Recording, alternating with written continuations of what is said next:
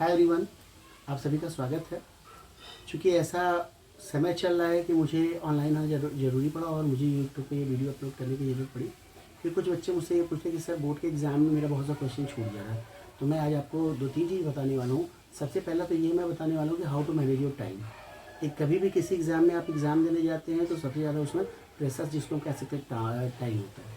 अगर आपका time management नहीं है, वो 3 सवा 3 घंटे आपके लिए वरदान रूप होते हैं। अगर आप प्रॉपरली उसको हैंडल कर लेते हैं तो आप 90+ भी आ जाते हैं, और गलती करते हैं तो आपका बहुत सा क्वेश्चन छूट भी जाता है। तो first of all what you have to do, कैसे आप क्या करेंगे।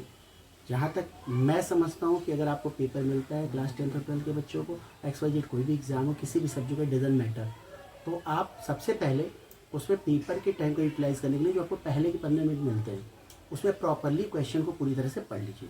अगर आप पूरा प्रॉपर तरीके से क्वेश्चन को पढ़ लेंगे तो आपको ये आइडिया मिल जाएगा कि उसमें XYZ जितने भी ABCD करके जो भी सेक्शन है उसमें कौन से सेक्शन में आप कितने नंबर का ज़्यादा क्वेश्चन अटेम्प्ट कर पाते हैं। तो सबसे पहले आप उस 15 मिनट का प्रॉपर यूटिलाइजेशन करिए और गो थ्रू करिए पूरे पेपर को। जब आप पेपर को कंप्लीट कर लेंगे तो उस केस में आप सबसे पहले ये कोई कहीं का हार्ड एंड फास्ट रूल नहीं है कि आप पहले A सेक्शन को करिए, B सेक्शन को करिए, XYZ रीडिंग करिए, राइटिंग करिए। I am going to talk about, मैं बेसिकली फोकस करूंगा इंग्लिश पे।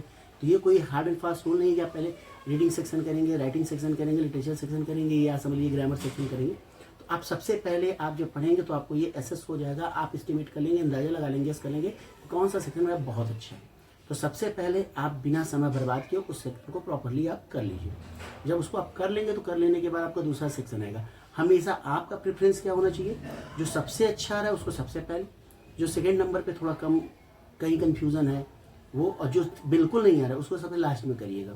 इसका फ़ायदा ये होगा कि आपके दिमाग में जो चीज़ें रहेंगी जब उसको आप करेंगे तो हो सकता है उससे कुछ आइडियाज़ आपको उस क्वेश्चन के लिए भी मिल जाए जो लास्ट में आ रहे हैं। ठीक है।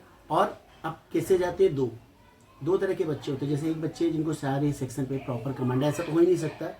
बेसिकली मैं एक कॉन्सेप्ट आपको बताना चाहता हूँ कि ईजी क्या होता है, डिफिकल्ट क्या होता है। आप कितना भी डिफिकल्ट क्वेश्चन हो अगर आपको एग्जाम में आ गया तो वो आपके लिए ईजी है, और कितना भी ईजी क्वेश्चन अगर आपको एग्जाम में नहीं आया तो आपके लिए डिफिकल्ट है। तो आप सबसे पहले अपने हिसाब से जज कर लेंगे कौन सा प्रैक्टिस है, उसको आप कर लेंगे। उसके बाद आप अपने आप को, ये तो हम उन बच्चों की बात करें जो रैंकर से जो 90+ लाना चाह रहे हैं, उनको सब आएगा एक आध दो छोड़ लेने के बाद। अब मैं उन बच्चों की खासकर बात करूँ जो एवरेज या बिलो एवरेज है, उसमें सबसे पहले जो बिलो एवरेज है उनको क्या करना है, MCQ 1 नंबर वाले क्वेश्चन करके अपने आप को सेफ जोन में डालना है। सेफ जोन का मतलब वो एटलीस्ट 40% के लगभग आप कर लो, ताकि उसके बाद आप दिमाग लगा आगे कर सकते हो।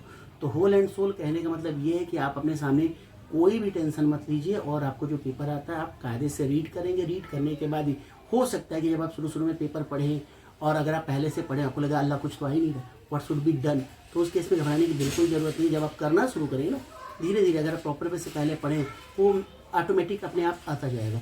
और ख़ासकर जो वीक बच्चे होते हैं उनको मैं हर वीडियो में यही कहता हूँ, और आमतौर पे जब भी सजेस्ट करता हूँ कि सबसे पहले आप, खासकर जो 10th और 12th के बच्चे होते हैं जिनको लगता है कि नहीं I am unable to manage more than 50% marks, तो उन केस में जो वीक बच्चे हैं वो सबसे पहले अपने आप को रीडिंग सेक्शन और राइटिंग सेक्शन करके सबसे सेफेस्ट जोन में डालें। मतलब सेफेस्ट जोन का मतलब हुआ मिनिमम 40% तो आप कर ही लो एनी हाउ। जो मैं वीक बच्चों की बात करूँ, जो रैंकर है, they have to manage time properly. और आंसर लिखते समय भी प्लीज़ ये रिक्वेस्ट है कि आप जो आंसर लिखिए, आंसर में आप टू द पॉइंट बात करिए। खासकर जो एक नंबर वाले क्वेश्चन, जो 1 नंबर के क्वेश्चन होते हैं, उस 1 नंबर के क्वेश्चन में आई डोंट थिंक कि आपको ज़्यादा से ज़्यादा समय बर्बाद करने की रिक्वायरमेंट है। आप 1 नंबर के क्वेश्चन में बहुत देर 1 मिनट या 2 minute that is enough for that. ज़्यादा समय अगर आप दे रहे हो तो इसका मतलब you are killing your time, और वो 3 सवा 3 घंटे डिसाइड करेगा कि आपके साथ क्या होने वाला है। सो ओवरऑल मैं यही कहूँगा कि पहले आपको जो सेक्शन और numbering, you have to do numbering properly. और एग्जाम में कुछ भी कोई भी जो है आपको स्लोगन लिखने की ज़रूरत नहीं है। फाइनली आप सिस्टमेटिक ढंग से करेंगे, जैसा इंस्ट्रक्शन रहेगा उसको फॉलो करेंगे, घबराना तो बिल्कुल नहीं है। सो इसी सिंपल इंस्ट्रक्शन के साथ I would like to close. Thank you very much, bye everyone, best of luck for 2024 board examination. Thank you.